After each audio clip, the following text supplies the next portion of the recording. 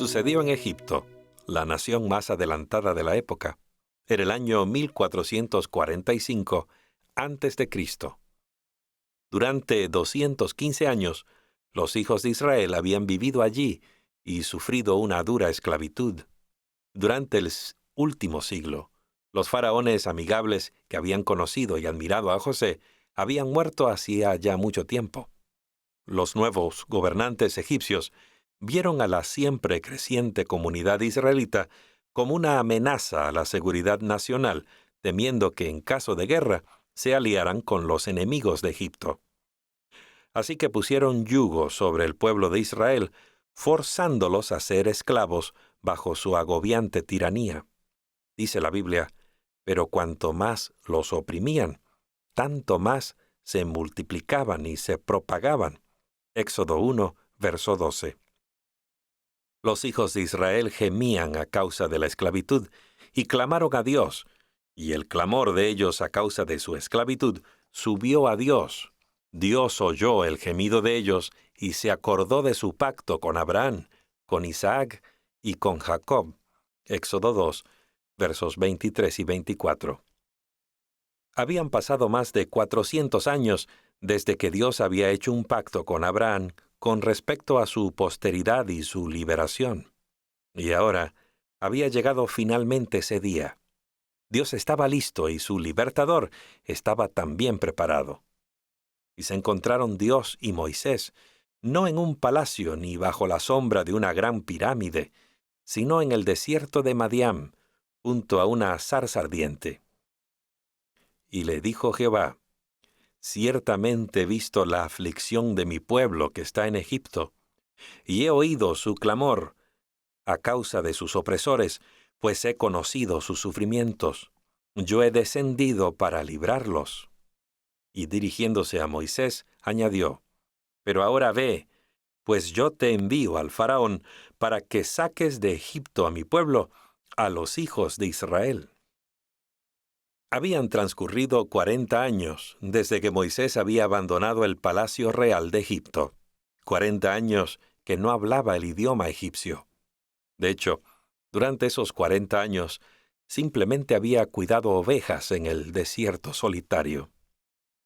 No tenía más esa seguridad personal de que había gozado como un orgulloso príncipe de la corte egipcia. La Biblia dice, Moisés fue instruido en toda la sabiduría de los egipcios y era poderoso en sus palabras y hechos. Hechos 7:22. Pero en el desierto Moisés aprendió más que la humildad. Al cuidar de las ovejas, aprendió una lección de paciencia y delicadeza. Dios sabía que ahora Moisés estaba listo para librar a Israel y cuidar paternalmente de su pueblo. Moisés obedeció humildemente las instrucciones de Dios y aceptó lo que en ese momento parecía una tarea imposible. Para ayudar a Moisés a cumplir su increíble misión, Dios le dio instrucciones a Aarón, el hermano mayor de Moisés, que él mismo era un esclavo en Egipto, que saliera al encuentro de Moisés. No solamente le daría apoyo moral, sino que sería el vocero de Moisés, siendo que éste no había practicado el idioma egipcio por muchos años. Los dos hermanos entraron al palacio de Faraón, anunciando que eran embajadores enviados por Dios. Hablaron en su nombre y dieron testimonio de su gran poder. La mirada altanera del orgulloso gobernante seguramente captó por un momento la inusual escena. Delante de él estaban dos hermanos, un humilde pastor madianita, aferrado todavía a su cayado, y el otro un esclavo hebreo que vivía en Egipto. Ambos estaban proclamando el gran poder del Dios a quien servían. Cuando Aarón anunció que traían un mensaje del Señor, pidiendo que el faraón dejara libre a su pueblo, éste exclamó, sarcástico y disgustado, ¿quién es Jehová, para que yo escuche su voz y deje ir a Israel? Yo no conozco a Jehová, ni tampoco dejaré ir a Israel. Éxodo 5, verso 2. Con miles de esclavos a su disposición, el faraón no tenía la menor intención de perder toda esa labor gratuita.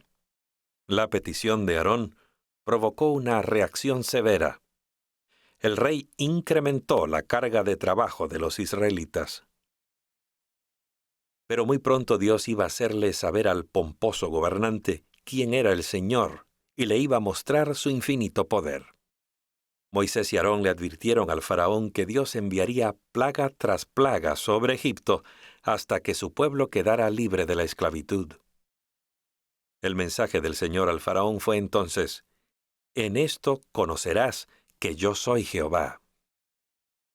No pasó mucho tiempo antes de que comenzaran a caer las plagas. 10, para ser exactos. Antes de que comenzaran, Moisés y Aarón le advirtieron al faraón del juicio que venía, esperando que decidiera dejar en libertad a los hijos de Israel. Con ello, él mismo se salvaría y consigo su pueblo. Pero él persistió en su curso de acción. Y de acuerdo con la advertencia de Dios, les sobrevinieron grandes calamidades a los egipcios.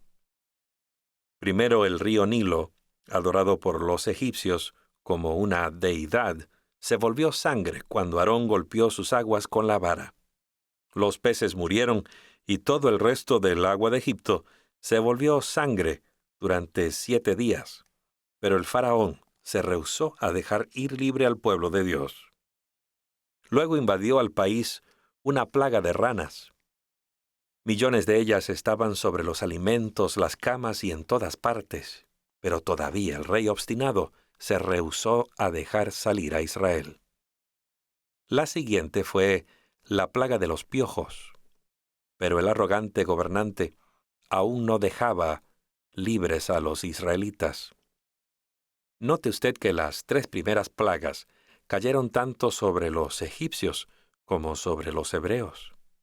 Sin embargo, las últimas 7 plagas cayeron solamente sobre los egipcios. Pero el mismo día yo excluiré la tierra de Gosén, donde habita mi pueblo, para que no vaya allí la nube de moscas, a fin de que sepas que yo, Jehová, estoy en medio de la tierra. Yo haré distinción entre mi pueblo y el tuyo. Mañana tendrá lugar esta señal. Éxodo 8, versos 22 y 23. Luego vino la plaga de las moscas, que llenaron la casa del faraón. Después de las moscas, una terrible epidemia que destruyó a todos los animales que estaban en el campo. Entonces el faraón quiso saber si los animales de los hebreos habían sido destruidos también, o si Dios los había protegido como Moisés había predicho. El faraón envió observadores, y aquí que del ganado de los hijos de Israel no había muerto ni un solo animal. Pero el corazón del faraón se endureció y no dejó ir al pueblo. Éxodo 9, verso 7. La siguiente plaga trajo tumores apostemados en los hombres y en los animales.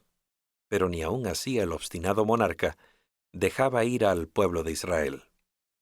Luego Dios, por medio de Moisés, anunció una tremenda plaga de granizo. Sin embargo, Dios prometió que todos los que se protegieran con sus animales no perecerían. La noticia se esparció rápidamente y muchos egipcios buscaron refugio juntamente con sus animales. Y el granizo descendió mezclado con truenos y relámpagos, y murieron todos los que no buscaron refugio. Los egipcios vieron claramente que la tierra estaba bajo el control de un Dios vivo y que su única seguridad era obedecerlo. En algún momento, el mismo faraón contempló la idea de obedecer a Dios y dejar ir al pueblo de Israel, pero en cuanto terminó la plaga, se acabaron sus buenas intenciones. Moisés le advirtió al faraón que si se rehusaba a dejar ir los israelitas, la siguiente plaga sería un ejército de langostas.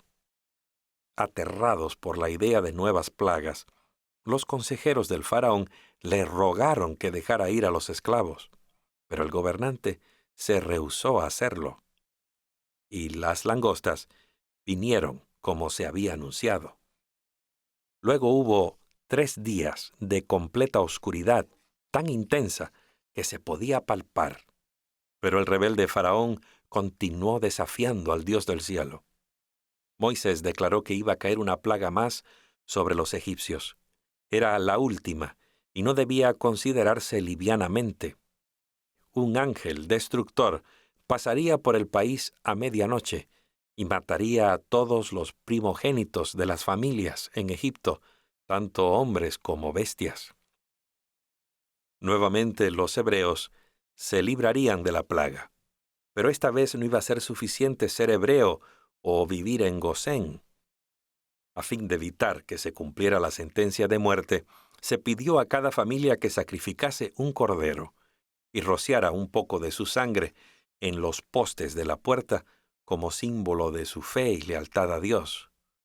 Dios les prometió: «Yo veré la sangre, y en cuanto a vosotros, pasaré de largo, y cuando castigue la tierra de Egipto, no habrá en vosotros ninguna plaga para destruiros». Éxodo 12, verso 13. Qué interesante escena se pudo contemplar esa noche. Miles de familias hebreas y muchas de las egipcias observaban mientras el padre de la familia sostenía con una mano un recipiente con sangre y en la otra un manojo de hinojo con la cual rociaba los postes de la puerta. Uno puede imaginarse que los espectadores más preocupados esa noche eran los primogénitos de cada familia. Aconteció que a la medianoche Jehová mató a todo primogénito en la tierra de Egipto, desde el primogénito del faraón que se sentaba en el trono, hasta el primogénito del preso que estaba en la mazmorra, y todo primerizo del ganado. Éxodo 12:29. Sin embargo, en ningún hogar donde se habían rociado con sangre los postes de la puerta, en obediencia a las instrucciones de Dios, cayó esta terrible plaga. Por todo el vasto reino egipcio se escuchaban los lamentos de los deudos, y con las rodillas temblando y los nervios destrozados, Faraón recordó cómo había ridiculizado al Dios de los hebreos y exclamado con sarcasmo y rudeza: «¿Quién es Jehová para que yo escuche su voz y deje ir a Israel?». Ahora sabía quién era el Dios de Israel. Humildemente él y sus consejeros hicieron venir a los dos hermanos hebreos y los instaron a que con todos los hijos de Israel abandonaran cuanto antes la tierra de Egipto, porque tenían miedo de perder la vida ellos mismos. A la medianoche fue dejado en libertad el pueblo escogido de Dios, y de la manera como Él se lo había mandado, estaban preparados y listos para la ocasión. Con el manto y los zapatos puestos, estaban listos para emprender el gran éxodo. Ahora por fin estaban en camino a la tierra prometida. Bueno, dirá usted, esa es una historia muy interesante, pero ¿qué importancia tiene para los que vivimos en este siglo? Sin temor a equivocarnos, nos atrevemos a decir que es de vital importancia. En el Nuevo Testamento encontramos algunas notables profecías que dan detalles de los acontecimientos finales que tendrán lugar en esta tierra. Estas profecías hacen muy claro que una vez más la tierra se verá azotada por plagas, solo que en una escala mucho mayor.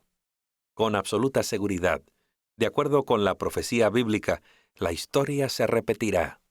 No 10 plagas, sino 7, las cuales culminarán con la liberación del pueblo de Dios, no de la esclavitud de Egipto, sino de un planeta en rebelión.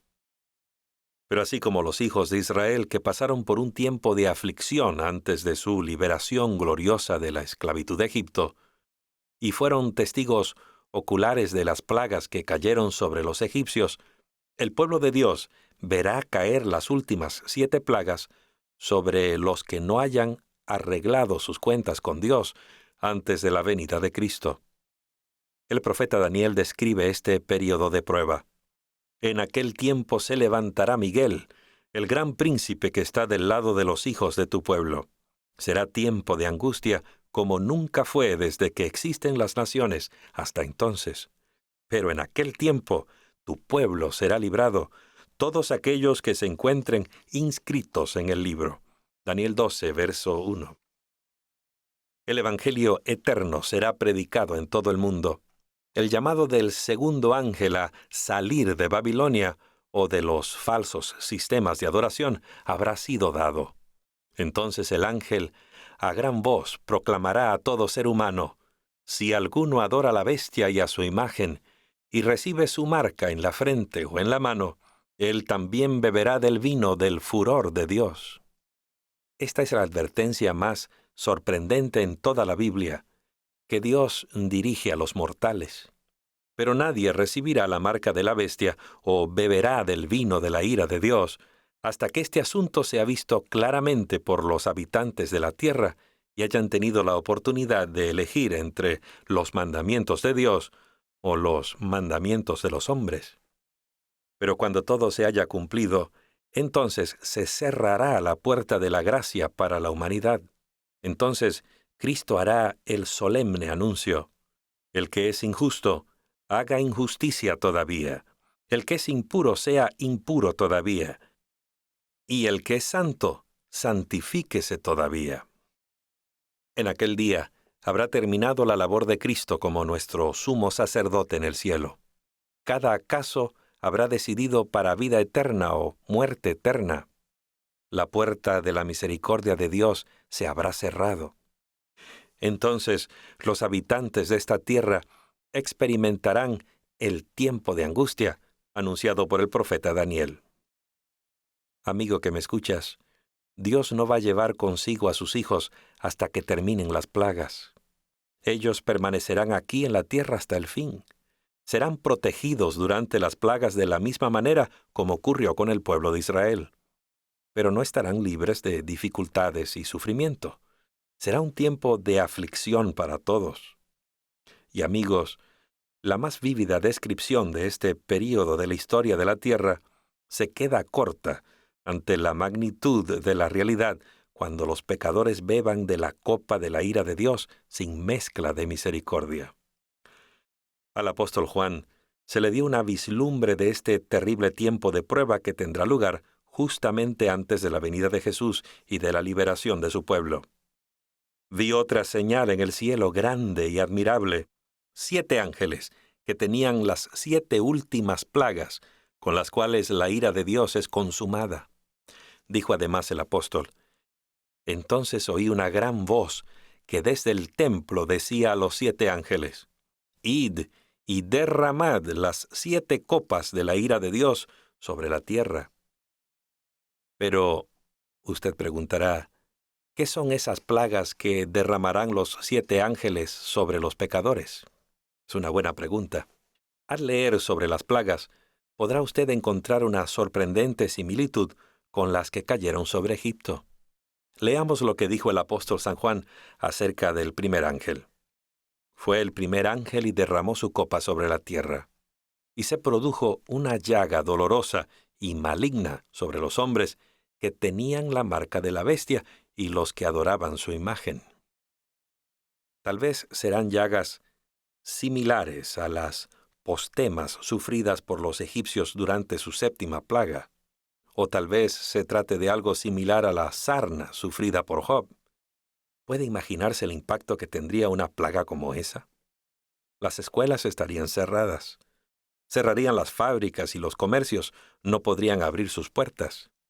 Los hospitales con sus salas de emergencia estarían inundados de pacientes en busca de alivio.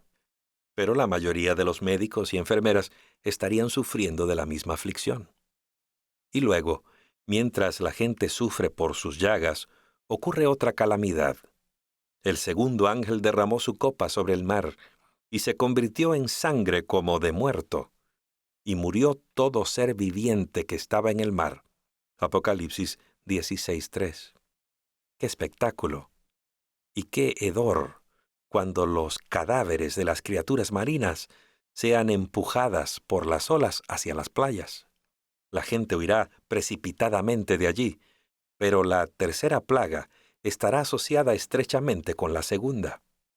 Dice la palabra: el tercer ángel derramó su copa sobre los ríos y sobre las fuentes de las aguas, y se convirtieron en sangre. Imagine usted, la persona abre la llave del agua y en vez de agua sale sangre. ¡Qué horror! ¿Podría haber algo más terrible? Pero frente a lo horrible y espantoso de estas últimas plagas, la justicia de Dios queda completamente vindicada, porque dice el ángel: «Justo eres tú, porque has juzgado estas cosas, porque ellos derramaron la sangre de los santos y de los profetas. Tú también les has dado a beber sangre». Durante ese tiempo, cuando los pecadores estén pereciendo de sed y no tengan nada para beber, sino sangre, se les hace la promesa a los que caminan en justicia. Su pan les será provisto y su agua no faltará. Isaías 33, 16. Sigue anunciando la Biblia que el siguiente ángel vació su cáliz. El cuarto ángel derramó su copa sobre el sol, y le fue dado quemar a los hombres con fuego. Los hombres fueron quemados con el intenso calor y blasfemaron el nombre del Dios que tiene autoridad sobre esas plagas, pero no se arrepintieron para darle gloria. Entonces el quinto ángel vació su cáliz sobre la silla de la bestia. El quinto ángel continúa la predicción apocalíptica. Derramó su copa sobre el trono de la bestia y su reino fue convertido en tinieblas. Se mordían las lenguas de dolor y blasfemaron al Dios del cielo por sus dolores y sus llagas, pero no se arrepintieron de sus obras. Apocalipsis 16, versos 10 y 11. Por medio de este texto descubrimos que las plagas no son universales, ni son inmediatamente fatales, porque aquellos que estaban bajo la quinta plaga están sufriendo todavía de las llagas de la primera. Aparentemente las plagas caen sucesivamente en vez de hacerlo simultáneamente, pues los efectos de cada una persisten durante la siguiente. En la sexta plaga viene la gran batalla final del Armagedón. El sexto ángel derramó su copa sobre el gran río Éufrates, y sus aguas se secaron para que fuese preparado el camino de los reyes del oriente. Vi salir de la boca del dragón 3 espíritus impuros semejantes a ranas, y de la boca de la bestia y de la boca del falso profeta, pues son espíritus de demonios que hacen señales, los cuales salen a los reyes de todo el mundo habitado para congregarlos para la batalla del gran día del Dios Todopoderoso. Y Apocalipsis 16, verso 16 dice: «Y los congregó en el lugar que se llama en hebreo Armagedón». Todo el mundo está involucrado en este conflicto final. El apóstol Juan declara: «Vi el cielo abierto, y aquí un caballo blanco, y el que lo montaba se llama Fiel y Verdadero, y con justicia él juzga y hace guerra. Los ejércitos en el cielo le seguían en caballos blancos, vestidos de lino fino, blanco y limpio. De su boca sale una espada aguda para herir con ella a las naciones. Él pisa el lagar del vino del furor y de la ira del Dios Todopoderoso». El séptimo ángel derramó su copa por el aire, y salió una gran voz del santuario desde el trono que decía: «Está hecho». Entonces se produjeron relámpagos y estruendos y truenos, y hubo un gran terremoto. Toda isla huyó, y las montañas no fueron halladas más. Y del cielo cayó sobre los hombres enorme granizo, como de un talento de peso.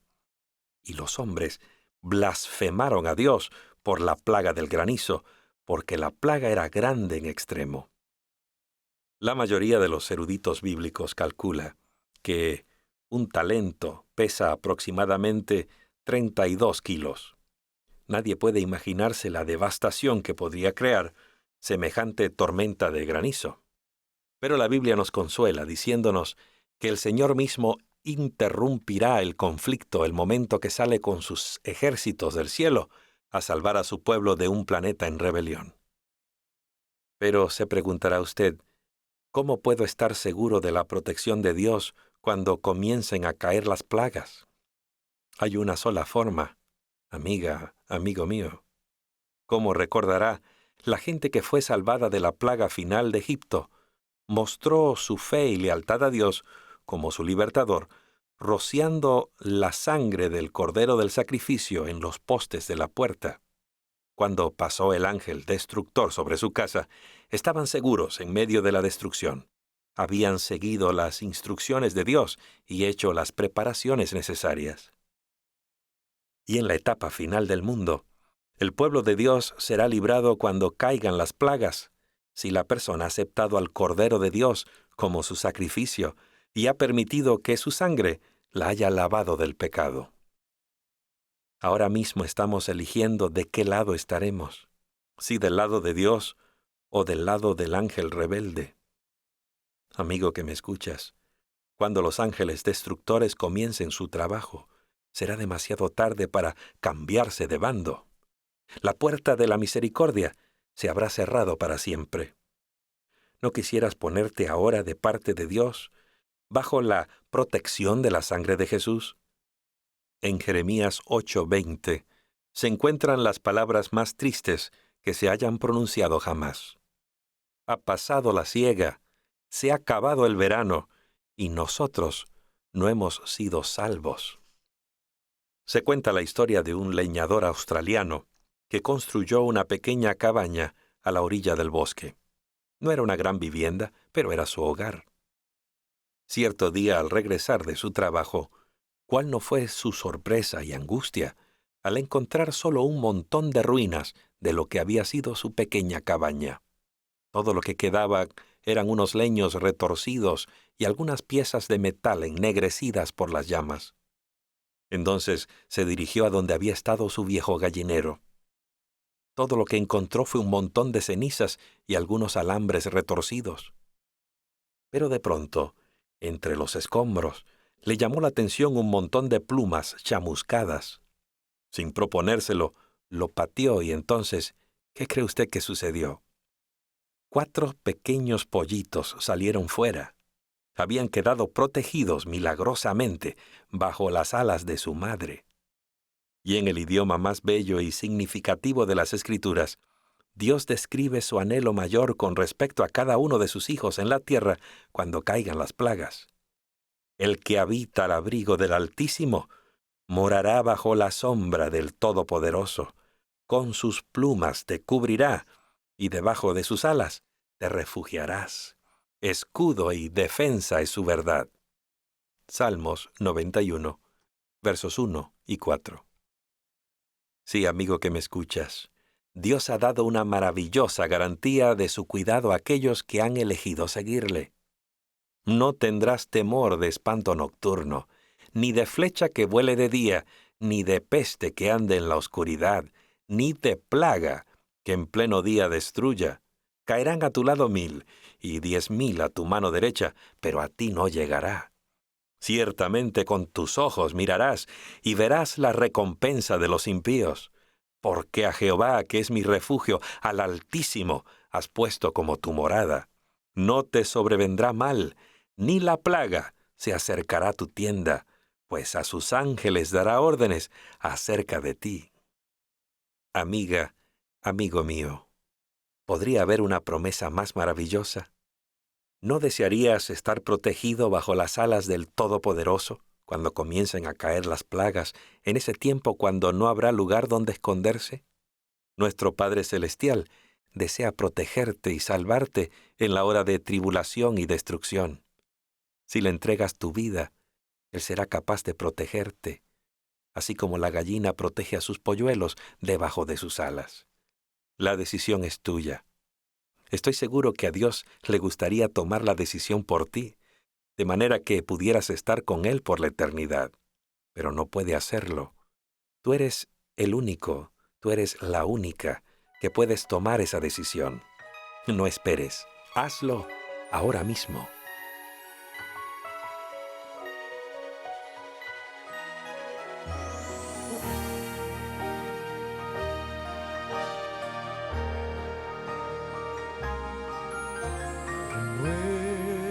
Renuévame, Señor Jesús, ya no quiero ser igual. Renuévame, Señor Jesús, pon en mí tu corazón. porque todo lo que hay dentro de mí necesita ser cambiado, Señor, porque todo lo que hay dentro de mi corazón necesita más de ti. Aquí estoy, Señor,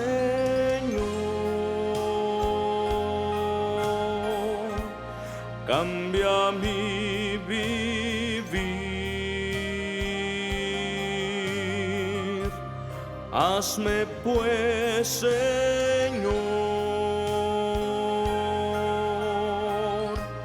tal cual eres tú.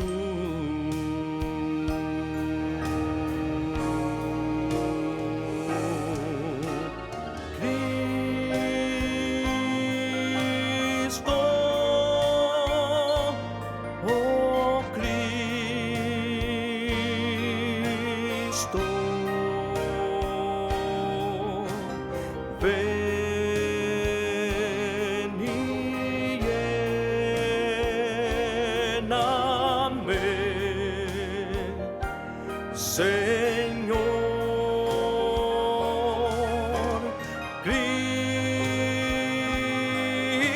Cristo,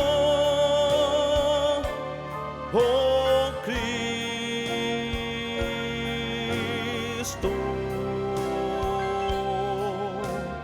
lléname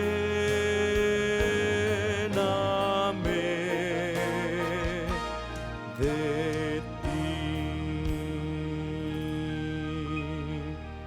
porque todo lo que hay dentro de mí necesita ser cambiado, Señor,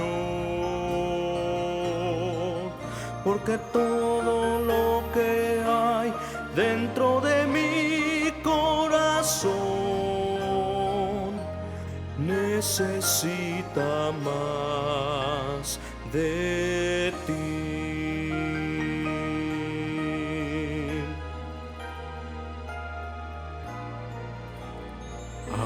Anhelo ser limpio y completo, Jesús, que mores en mi alma en tu fulgida luz.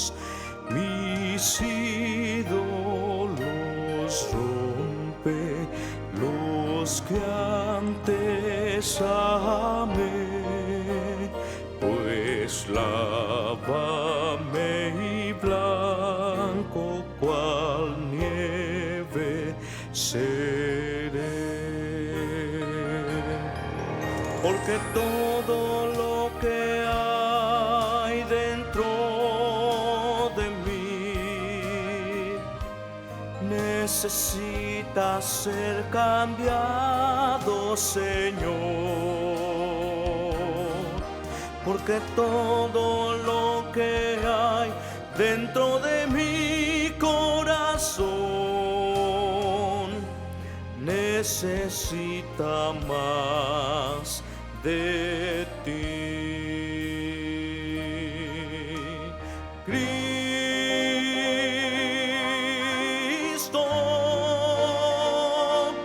oh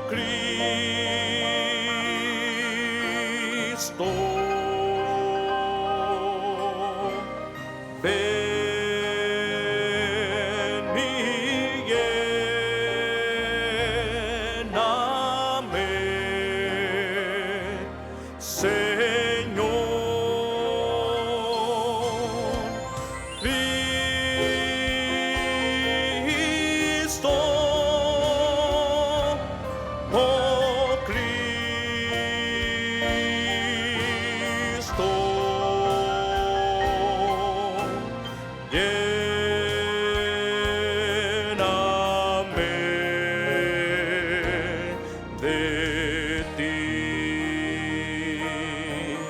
porque todo lo que hay dentro de mi corazón